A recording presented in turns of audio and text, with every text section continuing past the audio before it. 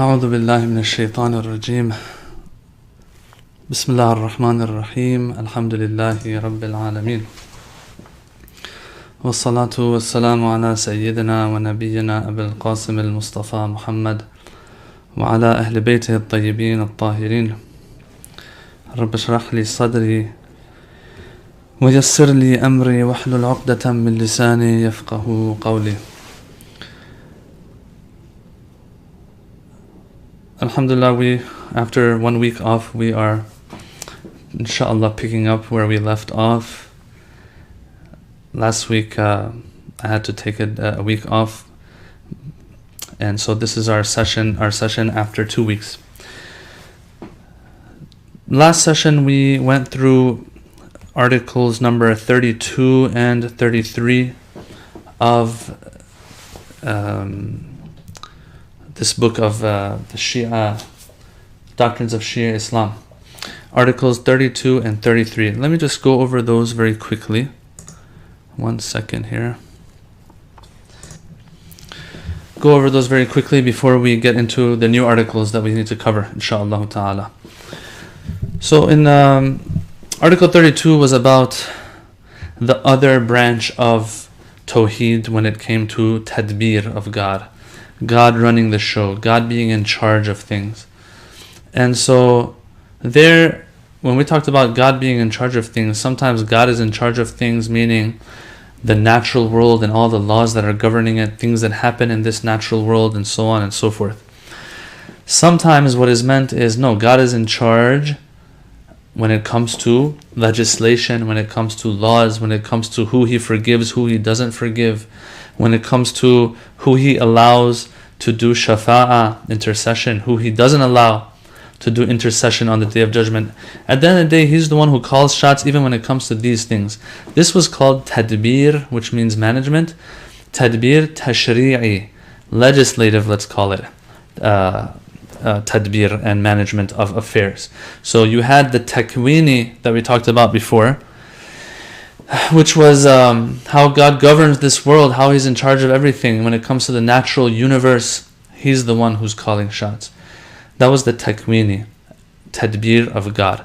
Then we had the tashri'i in article 32, yes, where God is the one who calls shots when it comes to making laws, allowing intercession and forgiveness of sin and all those things. So these were covered, and there were some verses and some interesting verses as well regarding this authority of Allah subhanahu wa ta'ala.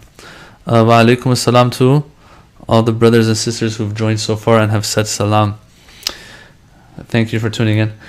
Okay, now we had the verse, for example, وَمَنْ لَمْ يَحْكُمْ بِمَا أَنزَلَ اللَّهِ فَأُولَٰئِكَ هُمُ الْكَافِرُونَ. He started bringing verses and bringing statements to show that not only is He in charge of all of the above, He is also, when it comes to us judging and basing judgments on certain things, He's the one that we base our judgments on, and His will, His satisfaction.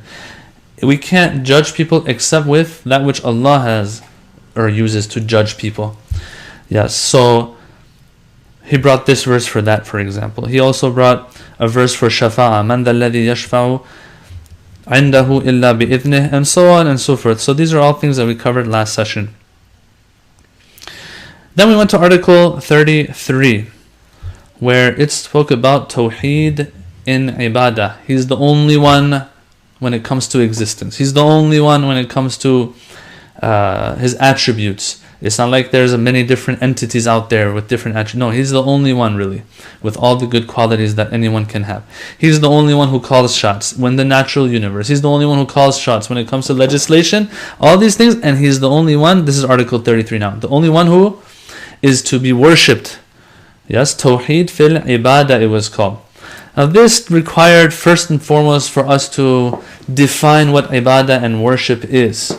Yes, without a clear definition of worship, you will not be able to tell where you are breaking this rule or not. Yes, so in the first thing that we need to talk about, we talked about worship and what the definition is. What is the definition? The definition of worship was to show humility before something or somebody, with this mindset, with this understanding that that thing, that worshipped being, entity is worthy of worship because they are the ones who have independent tadbir of the natural world. They have a say, an independent say of things. Or God has given them some form of divinity and deity, or they have some form of divinity and deity, and that's why we are expressing humility and tawadu to that thing. Yes, that was worship. Or else if someone does such a thing without such an intention, not necessarily will it be compromising tawheed fil ibadah and will be shirk. No, I discussed this last time in depth, that sometimes something might even be haram, right? But if someone doesn't have that bad intention, that wrong intention when they are doing a certain act before something else, then it doesn't make it shirk necessarily. This is super important to tell the difference between these two. Yes. So this idea of anyone who does anything that doesn't read with our understanding, the way we look at things, because we have this. Unfortunately, the Shia school is looked at sometimes in the wrong way, and is misrepresented, of course, by people as well out there who do certain things they might not be supposed to doing. But at the end of the day, does that mean it's shirk now? Not necessarily. Not necessarily it's going to be labeled as shirk, even if sometimes that act is going to be haram. So that's something you can look into. I discussed it more in depth in our previous session. Let's move on though. That was a summary of what we had last session. Okay, now moving on, we move into the third part of the book. Yes, which has to do with the qualities of Allah subhanahu wa ta'ala. So Bismillah ar-Rahman ar-Rahim. Those of you just tuning in, we just started where we had left off last time. Article number 34 speaks about and introduces to us the different qualities of God. Okay, the qualities of Allah subhanahu wa ta'ala can be looked at from different angles. Okay, when you look at it from one angle, they are divided, he says, into sifatil jamal wal jalal. Jamal it literally means beauty, and there's a reason why I'm saying this. Although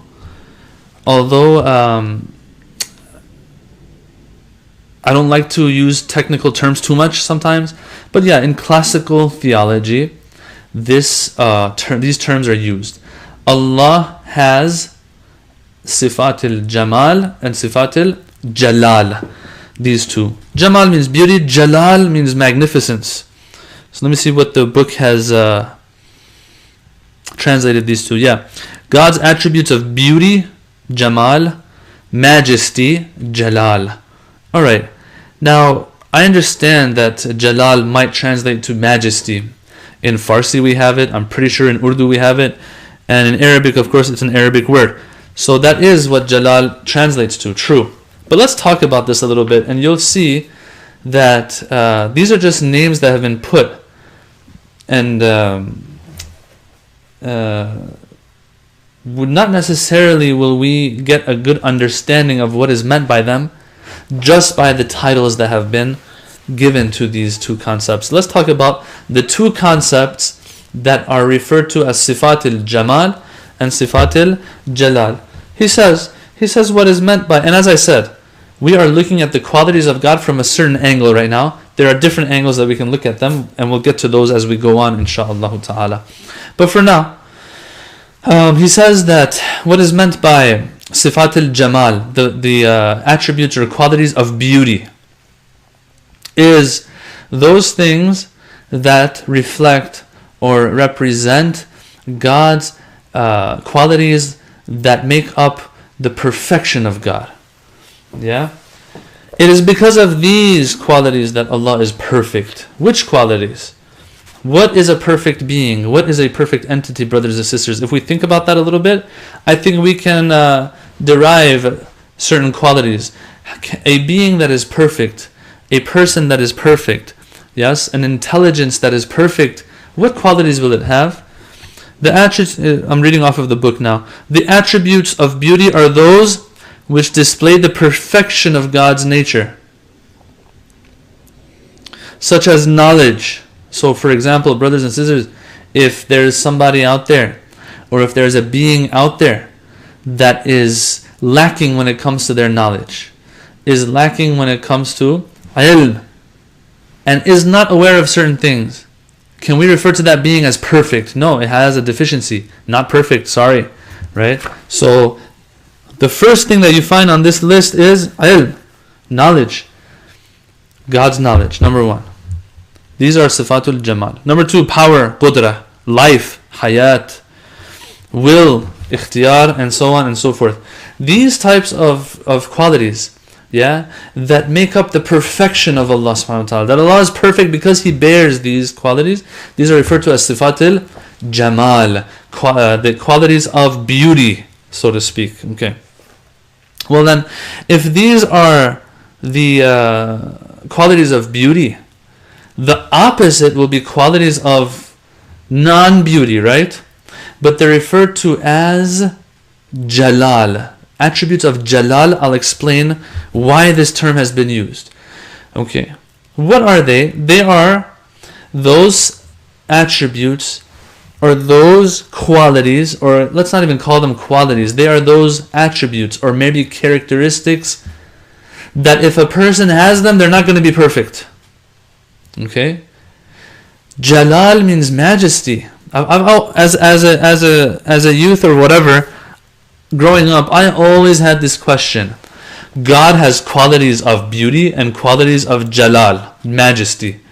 But why is it that when we look at these qualities, they're not actually qualities, good qualities. They're actually bad qualities, right? So for example, having a body, or having a material body. What does he translate that as? For example, material body. Yes, he says possessing a material body. Occupying a particular space.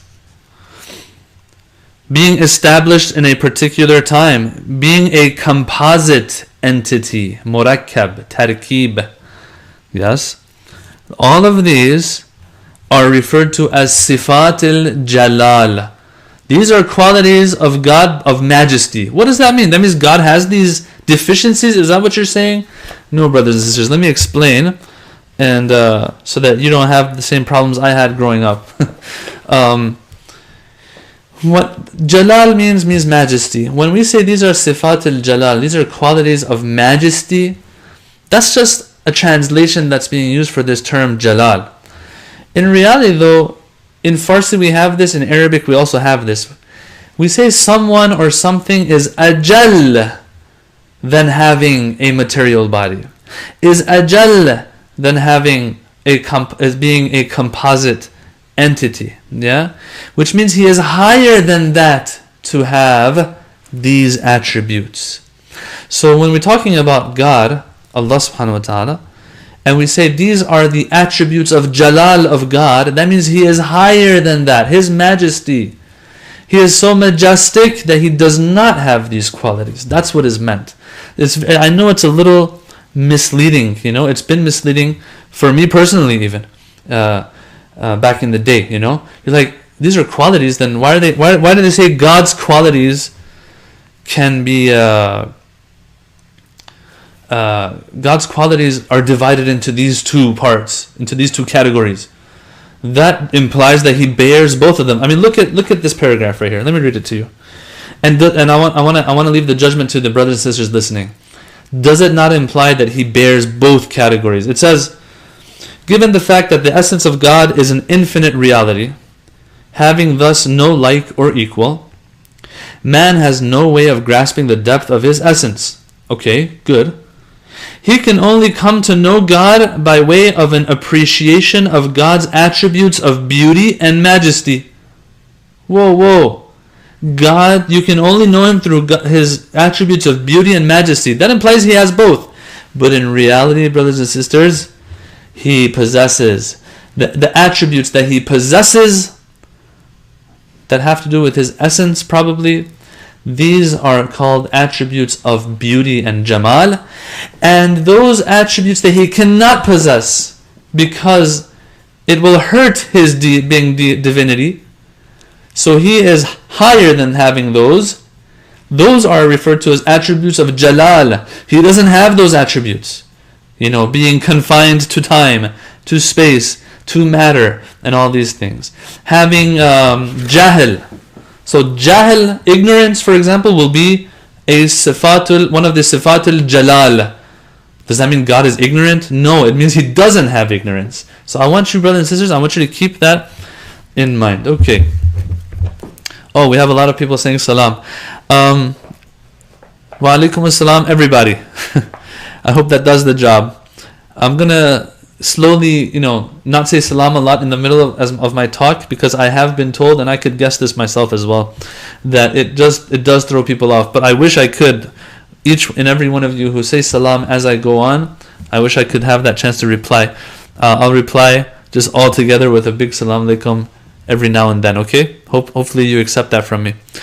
Alright, sister asks, how are qualities of Jamal and the sifat of qualities of Jamal and Jalal different from sifat salbiya and thubutiya? Very good. See, that shows that you're paying attention. It makes me happy. Very good. And that's what it says in the last line of Article 34. The last line of Article 34 says, sometimes these two types of attributes, meaning Sifat al-Jalal and Jamal, are referred to as thubuti, affirmative, and salbi, negative. Yeah.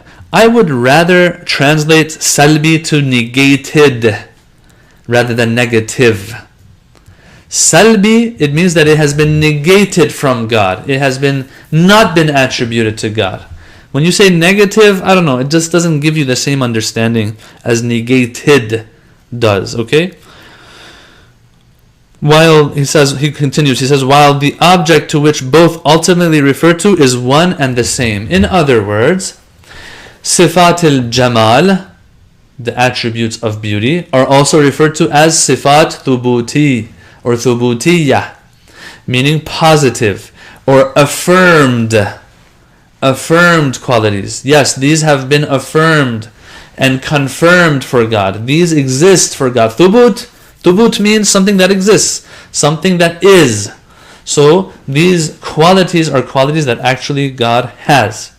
Versus Sifat salbiyah, those attributes that are salbed from God, negated from God, stripped away from God, not attributed to God. Okay, I hope it's clear. Inshallah, it is clear.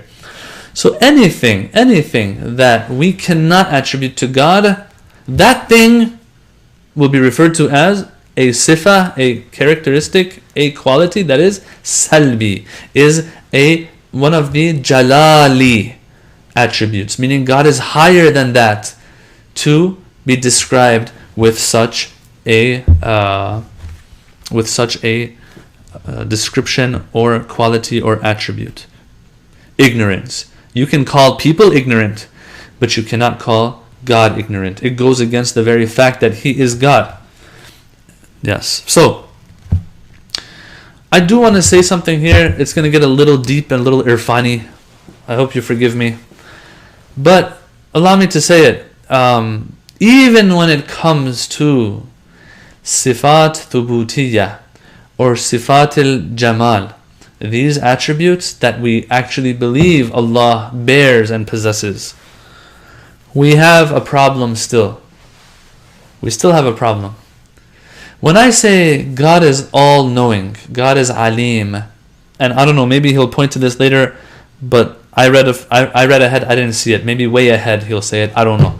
Or he might not even address it, I don't know. But when we say Allah is alim, all-knowing, when I say it, my understanding of God's knowledge is different than a prophet's understanding of God being all-knowing. My understanding will be different than Imam Ali alayhi salatu wassalam's understanding of God's knowledge. Okay? That's why in the Quran it says, Subhanallahi amma yasifun. Allah says in the Quran that Allah is higher than what we attribute to Him, our understanding of Him. But then He makes an exception, إِلَّا عِبَادَ اللَّهِ الْمُخْلَصِينَ, except those chosen, purified servants of Allah. They know what they're talking about when they say Allah is Alim. But other than that, even a Muslim, a mu'min, a person who knows, who believes in God, when we say Alim, Allah is all-knowing, it's still, our understanding of Allah's knowledge is still flawed. We have to understand this. We will never be able to encompass intellectually God and the concept of God. We will have an understanding of it though, but at the end of the day, it will not be as accurate as you would think, because we are limited creatures and He is unlimited. So His knowledge, which is unlimited, we will not be able to understand with our limited intellect. That's why right in the first sentence of Article 34, he says, given the fact that the essence of God is an infinite reality, having thus no like or equal, man has no way of grasping the depth of this essence. So at the end of the day, we will try, and we will read Quran, and we will try to understand Him, but at the same time, even when it comes to these sifat thubutiyya or sifat al-jamal, still we have to remember that we haven't completely understood His knowledge, because we can only compare His knowledge to our knowledge, which is something finite, which is something limited, not unlimited. Okay, let's move on to article number 35. Okay, so if God has these qualities now, and we want to learn about them, how can we learn about them? We talked about this a little bit before, of how to gain cognition of things, and that's epistemology. And we talked about this in the beginning of the book. There were, I think, 3 ways that were discussed there. Here, Ayatollah Subhani, he introduces 2 ways a person can become more familiar with God's qualities. Number 1, he says the way of the aql, the way of the aql, the way of the intellect, to use intellectual reasoning and rationale to understand God. How is that? Very simple, and we've spoken about this before a little bit, but it's interesting how it keeps coming up again and again, which shows this is something pretty important, although it might be downplayed by some people, especially in this day and age, and in this modern era, or postmodern era. What is that? He says, the way of the intellect is to look around you, and observe, and take in data through your senses, and then do some rational reasoning and come up with a conclusion. Look around you and look at all the fine tuning that's out there. Now, he doesn't really go into detail when it comes to the argument from design and the fine tuning of the universe, but that's what he's referring to. And he brings the verse 101 of Surah Yunus. It says, قُلْ انظُرُوا مَاذَا فِي السَّمَاوَاتِ وَالْأَرْضِ. Look around you and see what is in the heavens, in the skies, and in the earth. That's enough to reach this conclusion that God exists. That's what he said. He doesn't get into this whole argument and maybe some of the counter arguments to it and the answers to those and so on. As I said before, he's keeping it concise. But there is one hadith that I came across a few days ago, and I also shared it with some brothers and sisters. I really like this hadith. It just illustrates how different things in this universe can be looked at as a sign of God's existence. Now, it's a cool hadith I'm going to share with you. I really like it. It's about a person by the name of Abdullah Dayasani, his name is. Dayasani here means the atheist, or the one who was against God. Apparently, that's what it says in the footnote here. Anyway, this Abdullah is an atheist. Well, there was no atheism in that sense as an organized religion back then. Yes, I refer to atheism as a faith, kind of. It's turning into something like that actually now, with its own tenets and so on. And there's different denominations of them as well. But anyway, I don't want to speak about things I don't know too much about, so I'll just leave it at that. But yeah, you do notice that it kind of has that, you have the same pattern there as you have in organized religion actually. Anyway. So this person is a person who doesn't believe in God. He comes to Imam al-Sadiq alayhi salam and he tells him, Dullani ala ma'budi. Hey, guide me to my Lord. Prove to me my Lord, the one that I am supposed to worship, or the one that I worship. And so the Imam tells him, hey, okay, no problem. What's your name? He asks him, what's your name? And this Abdullah, he leaves without answering that question. So the people ask him later, they're like, hey, why didn't you just say your name? He's like, if I had said my name is Abdullah. And the Imam would have said, okay, there you go, that's your God. And it would have been over. No, I didn't want him to use that against me, so, I said whatever, I left. So the people said, okay, well, go back to him. Go back to him and ask him, show me my God, show me the Lord, prove the Lord to me, but don't ask me my name. And that's exactly what he did. He says, فَرَجَعَ إِلَيْهِ. He went back to him. فَقَالَ لَهُ يَا جَعْفَرْ يَا جَعْفَرْ ibn Muhammad, O Ja'far, son of Muhammad al-Baqir, show me my Lord, prove to me my Lord, and don't ask me my name.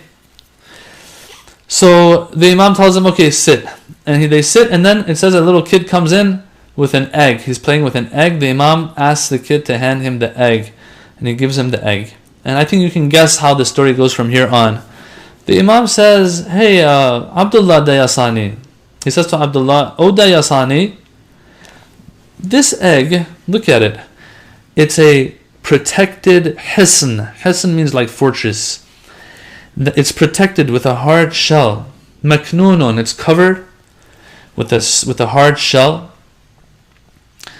And underneath this hard shell, you have a soft skin or membrane in it. Those we've all made scrambled eggs, right? Sometimes you break the shell, but the egg yolk and the white egg whites don't come out. It doesn't come out. It's still stuck. Why? Because you have that inner skin also like a bag or sack holding it, not letting it come out. So you have to kind of puncture that and go through it so that the egg comes out, right? The egg contents come out. So he says under that hard shell is a thin skin or a thin membrane, and then underneath that there is dhahabatun ma'i'ah. There is dhahabatun ma'i'ah, which means a golden liquid. Look at how the Imam words it. So I'm giving an example, brothers and sisters, for what?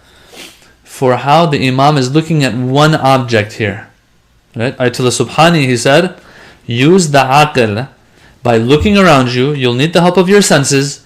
Look around you, observe, and then deduce. Draw conclusions. You want to know about God and His wisdom, His power, His might, all that stuff? I'll do it through an egg. I'll prove how He is through an egg. I'll prove His existence, not only His qualities, His existence through this. Okay. So there's a golden fluid under that thin skin. And fiddatun dha'ibah. There is a molten silver as well in that. So he refers to the egg yolk as golden fluid and to the egg white as molten silver. Look at that, how he words it. He words it beautifully. He says, فَلَا الذَّهَبَةُ الْمَائِعَةَ تَخْتَلِطْ بِالْفِضَّةِ الذَّائِبَةِ وَلَا الْفِضَّةِ الذَّائِبَةَ تَخْتَلِطْ بِالذَّهَبَةِ الْمَائِعَةِ. These two fluids that I said, the golden and the silver, they don't mix in each other. So that itself shows that there's something going on. He goes on and on, talks about the egg, and he says, لا يدرى. We don't know if it's للذكر خلقت أم للأنثى. We don't know if this is going to be a male or a female chicken that's going to come out of this egg, or male or female, whatever it is that's going to come out of this egg. Not necessarily chicken. Might be something else. In other words, he's trying to show that, look, something like this has the potential to be one of each of these two. Miraculously. And then he goes on, he says, عن مثل تنفلق عن مثل ألوان الطواويس. Out of this egg comes the colors of the peacock. It was just a golden fluid and silver fluid. Out of it comes, you get the colors of the peacock. That itself is a miracle. All of this, and then he ends with أترى لها مدبرا. O Dayasani, O individual, can you imagine, can you believe in a mudabbir, someone who is taking care of this thing. Can you think of such a person for this egg or not? In other words, do you see it in yourself that this thing would have a divinity behind it that is running the show, that is managing it, that is the cause behind all of these miracles, just in a single egg? And it says this person put his head down for a while, raised his head again, and he embraced the faith. And he did tawbah for his past. So that's all it took. It took an egg. Now in this day and age, I'm not saying, oh my God, this is going to work for atheists. This is your argument now against atheists and so on. But if a person has not distanced themselves too much from the fitrah and that God-given nature that they have, these things will work. The fact that something like this is happening. Now this is one object. Ayatollah Subhani, he says, and he brings the verse, قُلْ انظُرُوا مَاذَا فِي السَّمَاوَاتِ وَالْأَرْضِ. Look around you, see what you find in the heavens and the skies and the earth. That should be enough to prove that this God exists, one, and two, the qualities of this God. Look at how much wisdom, how much intellect has been put into a single egg, into a single eyeball, into fingertips, into the nervous system, the digestive system, your feet, everything. All of this, right, is enough to show the qualities of God as well. Wisdom, power, all of these things. Yeah, and he ends with this point that, you're going to need the help of your senses for this. Yeah. Alright, so that's one method, he says, that can be used. One tool that can be used to understand God and His qualities better. Then he says also we can use and get the help of wahi, revelation, and see how God describes Himself in the Quran. That's also a way to understand God and have an idea of how God is. True, we will always have a, let's call it a deficient understanding of His attributes because we are finite. We are not unlimited. We are not infinite beings. So our understanding of these attributes of His will be limited as well. But at the end of the day, it's better than nothing. You've scratched the surface at least. You have an understanding of how God is.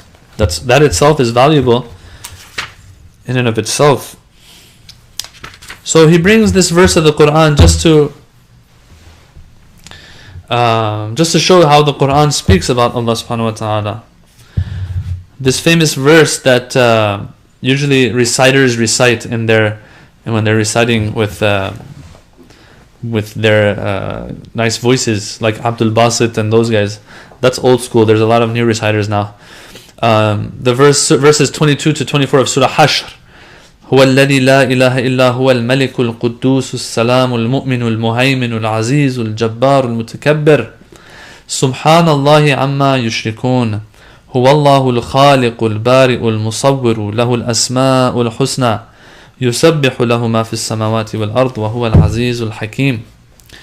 You have like 20 or something or 15 or something attributes of God in these two verses or three verses.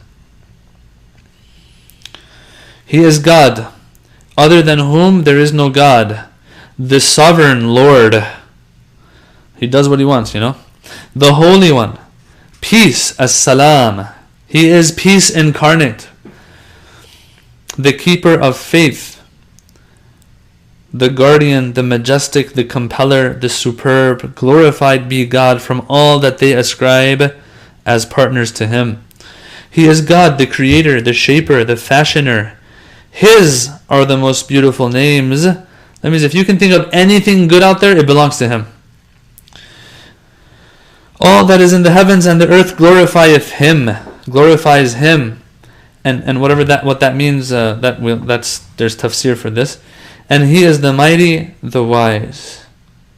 So in my book it says Hashr 22 to 24, but in the translation it says Hashr 23 and 24. It seems that this is more accurate, 23 and 24, because that's only two verses, it's not three.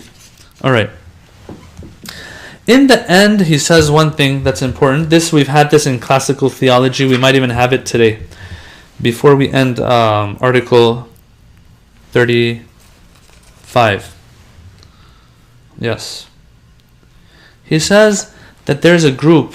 They are referred to as the Mu'attila. Mu'attila with a ta in the middle comes from ta'til. I don't know if we have this word in Urdu. We have it in Farsi, and we have it in Arabic though. Ta'til means to cancel something out, or to end something, or to stop something. So for example, when you have days off in the year, those are referred to in Farsi as ta'tilat. Days that are off, holiday days, that kind of thing.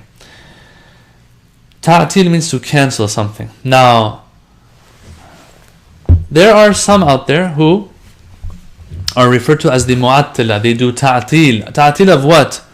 When it comes to God's attributes. Oh, okay, they're telling me Urdu. We have it in Urdu too. Okay, nice.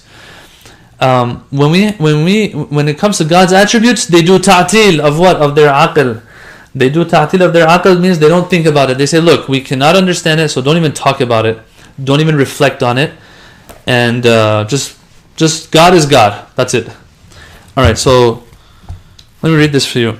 He says here we should recall that those who subscribe to the mu'attila position, stripping God of all qualities, would deprive man of the lofty sacred sciences made possible by the intellect and revelation on the question of the attributes of God. He says that the problem with this group is that they are depriving everyone of understanding God at least a little bit, at least scratching the surface, as I said before. They're not allowing people to do that. They say, look, don't waste your time, you want to understand Him. Well, the Quran is telling us to reflect, philosophy tells us to reflect, and so on. Okay, he goes on, he says, we would reply to this by asserting, what's your answer, Ayatollah Subhani, to this group who says, don't use your mind, don't even think about God's attributes, don't even waste your time on it. He says, our reply to this is by asserting that if discussion and investigation of these sciences to the divine names, pertaining to the divine names and qualities, were to be forbidden and we weren't supposed to do it, the mentioning of all these attributes in the Quran, along with the command to meditate upon them, reflect upon them, would have been utterly redundant and in vain. The Quran tells us to think about God. The Quran tells us to reflect and so on and so forth. All these verses that tell us to look into the natural universe and the miracles therein. All of this would be in vain. Why is God telling us to do that to begin with? They'll probably tell you, well, God is telling us just so that we know He exists. But Ayatollah Subhani says, no, there's more to it than that. We are to look at them to know that God exists, one, and two, to understand how great God is. True, we will not understand His greatness completely, but we can understand it to a good extent at least, or to some extent at least. Okay, so that's article 35. Let me see. No questions. Just everyone telling me that we have this word in Urdu. Okay. And wa alaikum assalam, Sister Uzma. It's been a long time, and hope you're well too. Okay, so sister asks, as you mentioned, everything good belongs to Allah subhanahu wa ta'ala. What about bad? Where did it come from and to whom does it belong to? Yes, evil and bad, we have to see what our definition of it is. Now, I'm going to give you can take a rain check on this because we're going to get to suffering and evil in the world. There are different categories of bad. Usually bad and evil,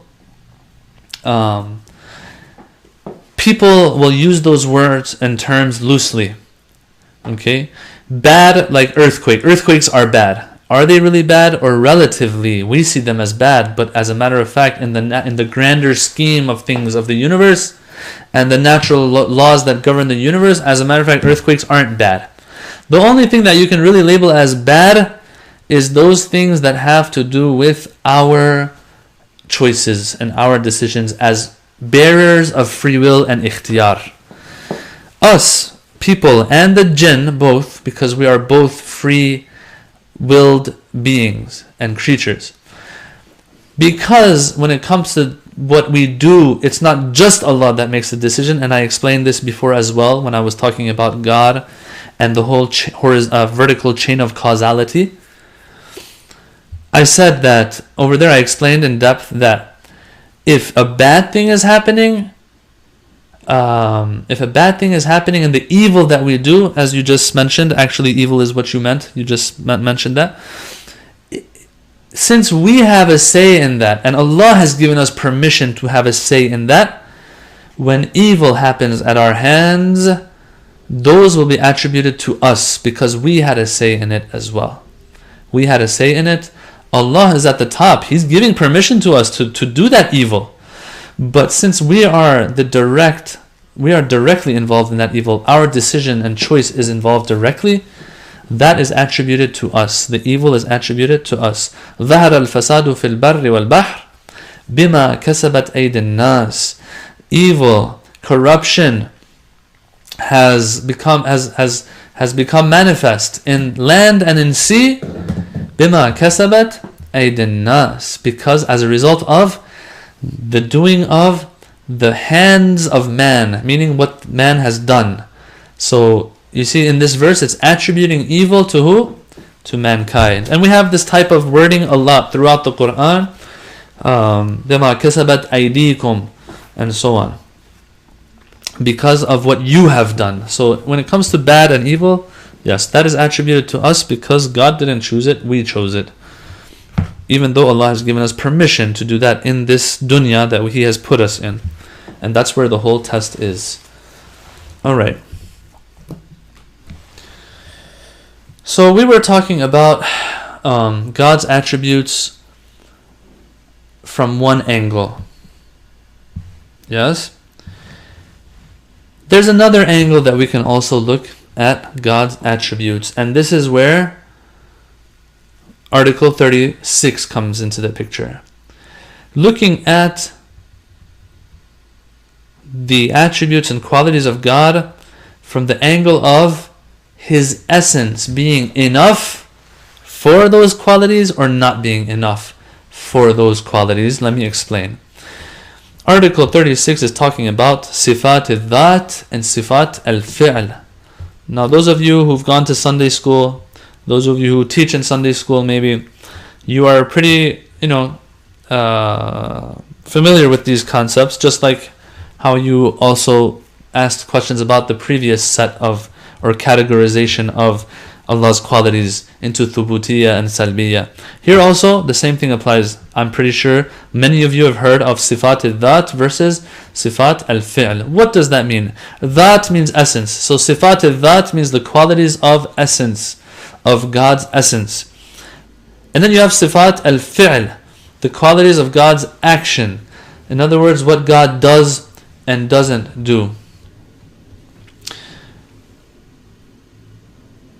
These two, the description for them, definition for them is as follows. Those Sifat al-Dhat, attributes of essence, are those which describe God in a manner. Well, I don't like the translation we have here. I think the translation here falls short, actually. I'm looking at the Farsi, which was penned by Ayatollah Subhani himself. I'm looking at the translation here, it doesn't seem to be accurate. He says, the sifat of essence, the attributes of the essence of God, are those which describe God in a manner that adequately enables us to form some kind of conception of His essential nature. I don't like this translation. I would translate it like this. It's saying, Sifat al-Dhat, the attributes of God's essence, are those attributes of God that all you need to be able to understand those or derive those qualities from Him will be His essence only. His essence is enough for Him to have these qualities. Okay? Versus those Sifat al-Fi'ls, the attributes of activity or action, which means that His essence is not enough for Him to be attributed with these qualities. Rather, He has to actually do something too before you can give Him such a quality. Let me explain with some examples now. It's very simple, not too hard. When we look at God, okay, and we look, like, let's say philosophically, we come to the conclusion that God exists and God is unlimited and perfect and has all knowledge and has all power and everything, right? How do we come to this conclusion? When I look at God philosophically, and He's this being that is perfect, I come up with this philosophically. Will it be possible for him, as I explained earlier in the beginning of this session, will it be possible for me to believe in him and his essence without him being all-knowing, all-powerful? No. His essence is enough to also prove to me, his existence is going to be enough to prove to me that he also bears power, possesses all might, possesses all knowledge. Yeah, that's enough for me. But if I come to the conclusion that a God exists and he has these qualities, question, brothers and sisters, can I also call him Raziq, a sustainer, or Khaliq, yeah, the one who creates, before he's actually created or before he's actually sustained? No. The claim is that God will have certain attributes as a result of certain activity or actions that he has. Yes? Because he creates, we refer to him as Al-Khaliq, the creator. Because he sustains and provides rizq, we will refer to him as Raziq. Okay? But if it was just him and there was no creation, we wouldn't be able to derive Khaliq only from his essence. Yes, granted. And Ayatollah Subhani also says this. These attributes and qualities of God that we can derive from his activity and what he does and his actions, they will eventually go back originally to the attributes of essence that God has. Yes, they will stem from that. But conceptually speaking, theoretically speaking, this is not that. Creatorship is not might and power and wisdom and knowledge. These are two separate concepts. Yes, they are two separate concepts, but one comes from the other. Yes, one will not be possible without the other. So all of the sifat al-fi'l of God and the qualities of God that have to do with his activity and actions will go back to the qualities that he has in his essence. Yeah, but these are different than that at the end of the day, conceptually and from a nadari perspective. Okay.